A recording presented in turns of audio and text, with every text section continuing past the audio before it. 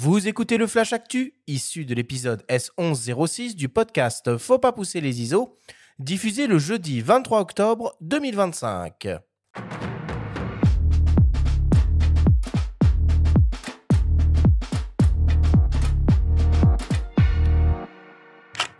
Cette semaine, dans le Flash Actu, Fujifilm lance le X-T30 III et une nouvelle optique. Laowa officialise un nouveau 200 mm f2 et Lumix met à jour ses applications. Le Flash Actu vous est présenté par Fox.fr, le site des spécialistes de l'image. Fujifilm annonce aujourd'hui deux nouveaux produits. On commence avec la troisième génération du X-T30 qui intègre un capteur X-Trans CMOS APS-C rétroéclairé de 26 millions de pixels associé à la cinquième génération du X-Processor. On retrouve la dernière version de l'autofocus avec détection du sujet, dont notamment les visages, les yeux, les animaux terrestres, les oiseaux, les voitures, les motos, les vélos, les trains, les insectes et même les drones.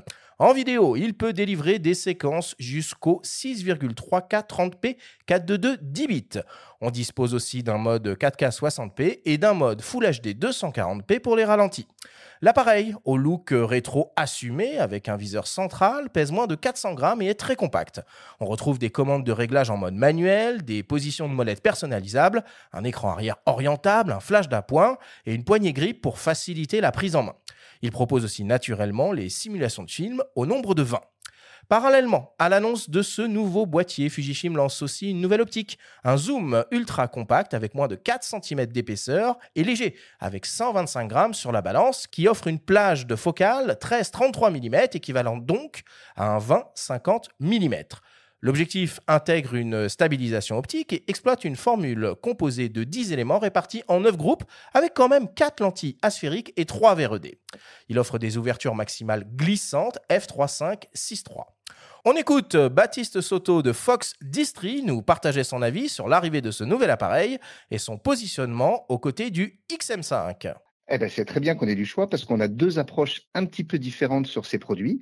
C'est ce qui va permettre un petit peu de les différencier. Puisqu'on a deux produits qui sont dans les deux gammes de prix. Un XT33 qui est clairement orienté photo, notamment parce qu'on va retrouver un viseur optique qui est très important pour les amateurs de photo et un flash. Alors que sur le XM5, on va retrouver des fonctions plus orientées vidéo, avec un micro qui est orientable dans la prise de vue, avec une prise casque et avec des modes Vlog. Sinon, on va constater que sur l'immense majorité des caractéristiques, les boîtiers sont extrêmement proches. Le XT33, c'est un peu un XT30 sur lequel on a ajouté tout ce que Fujifilm avait sorti de bien avec le XM5 il y a un an.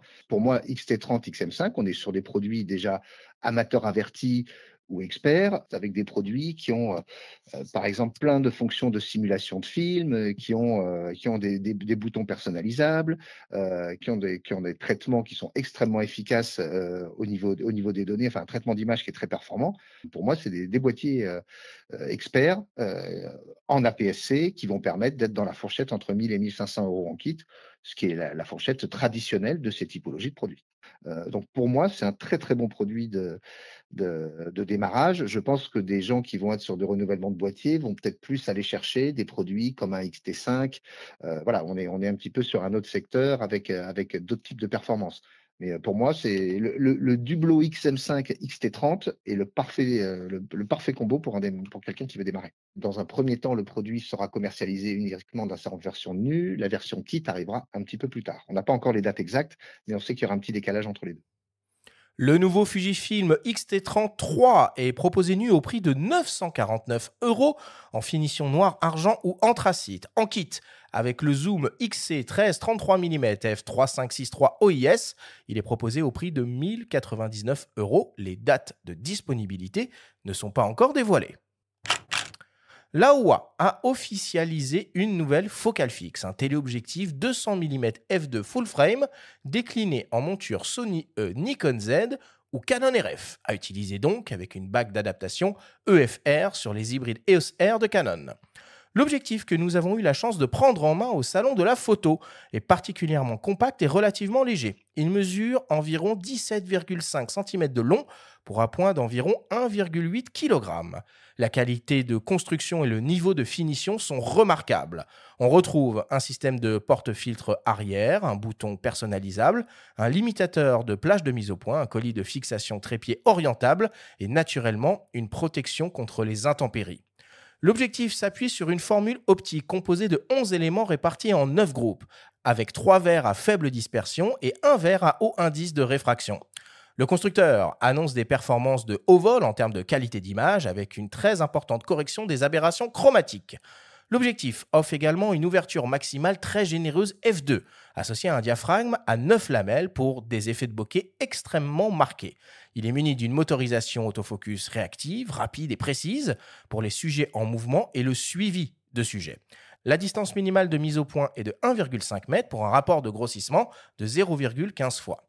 Le nouveau Laowa 200 mm f2 AF FF pour full frame est proposé au prix de 2 299 €. Les premières livraisons sont prévues pour le mois de décembre. Et pour terminer, Lumix met à jour ses applications Lumix Lab et Lumix Flow. Lumix Lab, qui passe en version 2, se voit doté d'une nouvelle fonctionnalité intitulée Magic LUT, qui permet, grâce à l'IA et à partir de n'importe quelle image en JPEG, HEIF ou MP4, de générer automatiquement une LUT qui reprend les mêmes couleurs, tons et ambiances. Lumix Flow, pour sa part, qui passe en version 1.3, est désormais compatible avec les S5 II, S5 IIX et GH7. L'application améliore la fonction de mirroring qui peut être connectée jusqu'à 4 appareils différents simultanément. De plus, il est désormais possible de prendre en charge les LUT en temps réel et d'afficher des marqueurs de cadre multiples. On note aussi une amélioration de l'affichage du cadre AF, la prise en charge de l'interface verticale pour les moniteurs externes et la possibilité d'ajouter des plans vierges en tant que sous-plan dans le storyboard. Ces 2 mises à jour sont naturellement gratuites et déjà disponibles.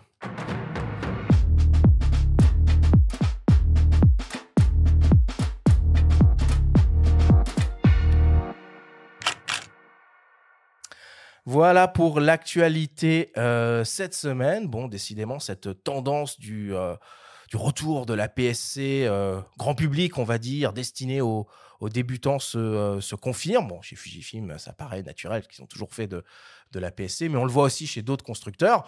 Bon, il est cool, hein, ce petit XT33. Il a tout ce qu'il faut. Oui, puis c'est même pas un retour. En fait, la PSC est là, bel et bien là. Beaucoup prédisaient la fin de ce format de capteur avec une démocratisation espérée à l'époque du plein format. Bon, il n'en est rien, tant mieux. D'ailleurs, Fuji a plutôt misé sur la PSC et sur le grand format, faisant l'impasse sur le 24-36. Et là, on est pile poil dans la thématique de l'émission, puisque le XT33, comme le XM5, comme le XT50 ou le XT5, qui eux sont des boîtiers 40 millions de pixels, il fait la part belle aux molettes qui sont faciles d'accès, qui permettent de paramétrer son boîtier donc en mode manuel, sans forcément passer par les menus, avec une gamme optique complète qui est munie de bacs de diaph pour la plupart, pour la grande majorité. C'est celles qui sont siglées R, dans les dénominations Fuji, R pour ring. Donc c'est hyper sympa à utiliser, à manier quand on veut s'initier aux fondamentaux de la mise au point manuelle. Alors, il y a quelques semaines, on a été un peu bluffé par Sigma, qui avait annoncé son 200 mm f2. Là, on voit Laowa qui se positionne aussi sur ce marché avec un modèle encore plus abordable. Bon, un 200 mm f2 en photographie culinaire, je pense que c'est pas non plus un objectif qu'on utilise tous les jours. Mais est-ce que ça te tente ce genre de produit ? Alors moi, je dirais plutôt pour du portrait éventuellement, portrait de chef. C'est vrai qu'une mise au point à 1,5 mètres, c'est peut-être un petit peu compliqué à gérer. Si on veut faire une grande tablée, il va falloir un escabeau gigantesque. On a tendance à penser au 85, au 135 éventuellement. Alors avec un 70-200, on peut faire aussi du portrait, mais les distances minimales sont en général plus courtes. Oui. Là, on se demande à quoi ça peut servir un 200 f2. Peut-être en sport d'ailleurs, en sport indoor ou des choses comme ça. C'est un peu court aussi, ça. C'est pas sport. Ça dépend. Pour du hand, pour du basket, pour du volley, pour tous ces sports-là, voire pour la natation, si on veut photographier Léon Marchand. Mais bon, il faut un bon AF, parce qu'il va vite. Ou alors avec un convertisseur. Ça peut devenir très sympa, parce qu'à f2... avec un convertisseur. Là, on a une optique qui permet d'aller un petit peu plus loin. Donc, peut-être pour de l'animalier aussi, du sportif. Pour le portrait, effectivement, ça paraît un petit peu restrictif. En tout cas, c'est rigolo de voir Laowa qui contourne la fermeture de la monture RF en sortant cette optique en monture Canon EF, parce que bon, elle est tellement compacte que, entre guillemets, même si on rajoute l'adaptateur au bout, bah, ça reste tout à fait envisageable, quoi. Ouais, c'est vrai, surtout que le 135 mm f1.8 IS, je crois, de mémoire en monture RF, donc c'est un des rares 135 mm à être stabilisé optiquement. Il est quand même vendu bien plus cher. Donc, ça reste une somme, hein, plus de 2000 € pour une optique. Mais enfin, c'est sûr. Focal fixe télé avec une ouverture f2, ça s'envisage. Bien joué. Donc, Laowa, c'est Venus Optics, hein, un constructeur chinois. Parmi les autres actualités de la semaine, un mot encore sur Lumix qui a lancé, figurez-vous, une version édition limitée de son S9 Titanium. On a presque l'impression de revenir à l'époque où Nikon faisait des FM2T. C'était des boîtiers assez cool. Bon, là, c'est le S9 en version Titanium qui est proposé, 1399 € en kit avec un 18 40 mm. C'est un peu plus cher que la version classique, mais pas non plus délirant. Et a priori, c'est une édition limitée à 200 exemplaires. On a Viltrox aussi, opticien chinois, qui a annoncé un 50 mm f1.4 Pro en monture Sony E, proposé à un tarif toujours très alléchant, $550. Et Benjamin, moi qui aime bien un peu te titiller sur les smartphones, j'ai vu passer. Alors là, accroche-toi. Donc déjà, je t'avais parlé du Ricoh GR dans un smartphone la semaine dernière. Mais alors là, j'ai vu passer un concept chez Honor. Donc c'est un smartphone qui intègre une sorte de mini gimbal escamotable qui sort de l'arrière du smartphone. Et en gros, tu te retrouves avec ton smartphone et avec au-dessus l'équivalent d'un petit Osmo Pocket. Alors, on pourrait se dire, voilà, c'est un délire et tout, machin, ça arrivera jamais. Le constructeur donne une date et annonce la chose pour une présentation officielle à Barcelone en début d'année, à l'occasion du grand salon mondial dédié à la téléphonie. Tu seras peut-être plus séduit par ça. Alors, je sais pas, mais le descriptif m'a tout l'air d'un film de science-fiction. Ouais, voilà, c'est ça que ça m'inspire. mais pourquoi pas? Toi, tu suis un petit peu l'actualité matérielle, de manière générale, en tant que prof Alors, matériel photo ou téléphone? Ouais, toi aussi, tu veux me titiller. Mais tout j'ai envie de te dire. Hein, parce que... Non, oui, de toute façon. Alors, moi, ce que j'apprécie vraiment, on va dire, dans l'enseignement, c'est que j'apprends. Mon métier, en fait, me force à me tenir au courant. Il y a beaucoup d'évolutions, mais c'est ce qui le rend aussi très riche, très passionnant. Et puis le fait d'intervenir auprès de personnes fait que parfois j'ai des questions auxquelles je ne sais pas répondre. Je vais aller chercher la réponse, justement. Je pense qu'il faut. T'as des gens qui arrivent avec un smartphone à la Nikon School et qui se disent tiens, j'ai envie de passer ou non. Il faut déjà être un petit peu quand même aguerri, quoi. Non, en général, on n'en est pas là. Mais cela dit, j'ai déjà vu des journalistes qui faisaient leurs photos exclusivement avec leur téléphone et qui s'en sortaient plutôt pas mal aussi. J'en connais. Et pour terminer le Flash Actu cette semaine, on vous propose d'écouter le témoignage de Romain Natier, qui est un fidèle auditeur du podcast, qui pose beaucoup de questions depuis 5 ans pour le quiz. Il organise un salon photo dans sa ville de Soissons et on vous propose de l'écouter, nous en parler. Alors, le premier salon de la photo de Soissons est un événement qui aura lieu le 15 et 16 novembre à Soissons. L'idée est née avec plusieurs adhérents d'une association photo de Soissons. Et on a décidé de partager notre passion photo au plus grand nombre.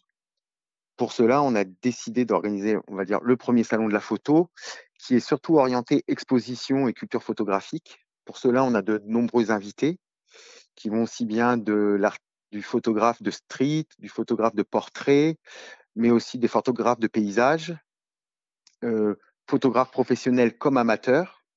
Ce salon sera donc proposé le samedi après-midi et le dimanche, avec aussi des activités, aussi bien des initiations sténopées, des conférences, des ateliers pour enfants, des portraits, une exposition d'appareils anciens. On a organisé un concours photo. Via le site internet, des amateurs ont partagé leurs photos. Nous en avons sélectionné 12 et ces photos seront exposées au salon et tous les visiteurs pourront voter et élire les 3 meilleures photos. Et à la fin du week-end, un prix sera remis aux 3 premiers. Le but est vraiment de créer un événement récurrent et de proposer aux gens de la région un événement convivial qui permet de découvrir la photo et de découvrir la photo facilement en échangeant directement avec le photographe et avec des passionnés de la photo. Ce salon qui se déroule à Soissons est à la Maison des associations de Soissons, qui est un tout nouveau bâtiment. L'entrée est gratuite et toutes les animations et ateliers sont gratuits. On devrait plus souvent, Benjamin, donner la parole à nos auditeurs. Donc, je passe un appel. Prenez la parole. Auditeurs de Faut pas pousser les ISO, si vous avez des projets que vous menez en photo, dont vous avez envie qu'on parle à ces micros, n'hésitez pas à nous envoyer un petit mail. Vous passez par le site internet officiel du podcast et on essaiera de vous répondre et de satisfaire votre demande. Voilà pour le Flash Actu cette semaine.